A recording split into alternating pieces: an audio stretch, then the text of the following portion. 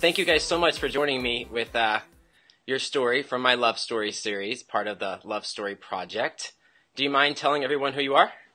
I'm Lance. I'm Peter. How long have you guys been together? I guess about 5.5 years, and we've been married for 4.5 years. Ah, congratulations, congratulations. How did you meet? We actually met online on a gay chat service. Oh, wow. How appropriate. We're online chatting about it right now. Yeah, I was living in Philadelphia at the time, and Peter was living in Germany. There was quite a distance between us. Yeah, I know a few German men, and they're all very lovely. I would agree. Met when he was in Germany and you were in the States, correct? Yes. Right. Yes. Right. So how did your love story happen? We met online, and for the first year, well, let's see, October, November, December, January. For the first 4 months we were together, it was all online, and we started with Yahoo chat. So there was no video or anything, so we didn't hear each other's voices. It was mostly instant messaging on Yahoo. We did that for quite a long time until we met in Sweden, actually. I had to fly to Sweden for some work, and he met me there, and we met each other face-to-face for the first time in Sweden. Oh, wow. Like me up at the airport. Yes, I picked him up. Actually, it was in Copenhagen. We landed, and then we had to go to Sweden. But I waited for him to come out of the doors from the international arrivals, and I tell you, that was probably the best part of my whole life was that moment, waiting for him to come through the doors. And as soon as those doors opened and I saw him for the first time in person, I mean, my heart fell. My heart fell, and it was an amazing moment, I have to say.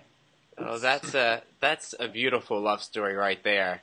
Yeah. So Yeah, beautiful. we for the first month or two, it was all typing, and then we figured out how we could send voice recordings to each other. Oh. So then the first words that I said to him was "I love you," and I emailed it to him in a QuickTime file, and that was the first thing he heard from me. The first time I heard his voice, he resented the idea to record his voice first, but I convinced him. So yeah, that was the first time I actually heard him talk. Yeah. So the very first thing you ever heard him say was "I love you."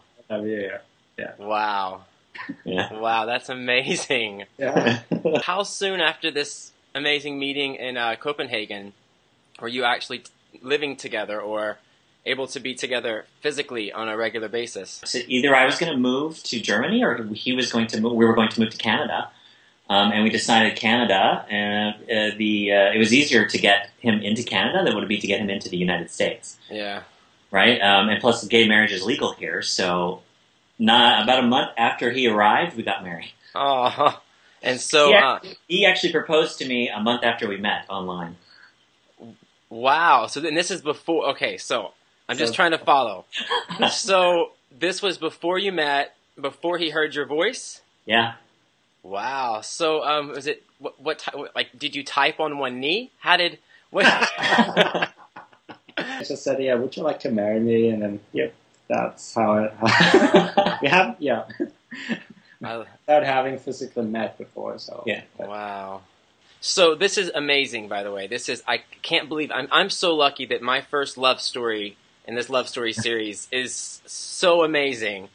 I have to ask you now, because a large reason I'm doing this is that I feel like for so long we've had to put a face on what gay is, so people would know that we're not, the scary guy in the house looking out for the little boys or whatever the stigma was. And we've done a great job, I think, so far of putting a face on gay.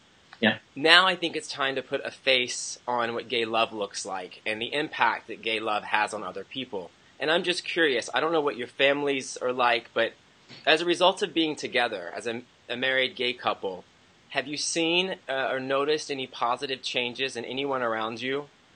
Has it opened anybody up? If we take a look at my family, I grew up in a very Mormon religion household. Okay. So my mother, when I came out, my mother was she was okay with it for the most part. But I would have to say that once we got married and she actually met Peter, I would say that her vision of a gay person has shifted in a more positive direction. Of course, she has her moments, but I think for the most part, my entire family has been very, very supportive And I have to say that my mother has come a long way since I first came out.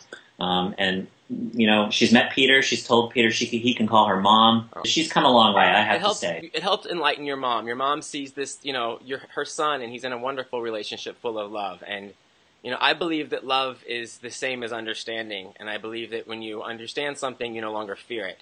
So I think if we can share our love, we can enlighten and allow people to understand what they don't understand, and hopefully that will help stop the craziness that we're going through with people thinking that we have to fight for love, which makes no sense on any level. It's crazy.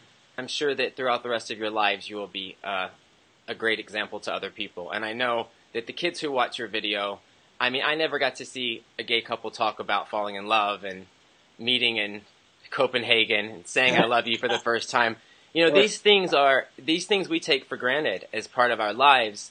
So many kids are living in a bubble right now because of their family or just where they live, and they have no idea that it can be this simple and yet this beautiful and yet this normal.